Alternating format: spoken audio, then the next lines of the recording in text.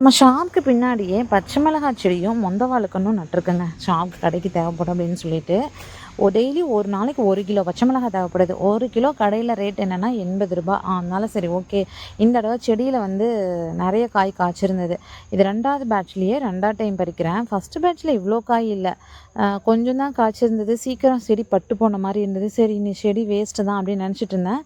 ஆனால் மழை பெஞ்சது இல்லையா ஒரு டைம், அந்த மழையில் வந்து நல்லா பூ நிறைய வச்சு காய் நல்லா நிறைய பஞ்சாக காய்க்க ஆரம்பிச்சிருச்சு. நான் திடீர்னு ஒரு நாள் தான் வந்து பார்த்தேன், அவ்வளோ சூப்பராக பஞ்சாக இருந்தது. காய் பறிக்கவே ஆசையாக இருந்தது.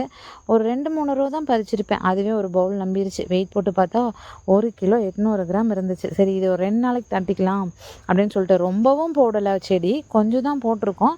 பட் ஓகே, ரொம்பவே யூஸ்ஃபுல்லாக இருக்குது. பின்னாடி வந்து ரோஸ் செடி, நெல்லிக்காய், கொய்யா அதெல்லாம் வச்சுருக்கோம். ஆனால் அந்த ரோஸ் செடி வந்து நிறைய மொக்கு வைக்குது பின்னாடி. ஆனால் தோட்டத்துக்குள்ளே இருக்கறனால பூச்சி நிறைய கடிச்சு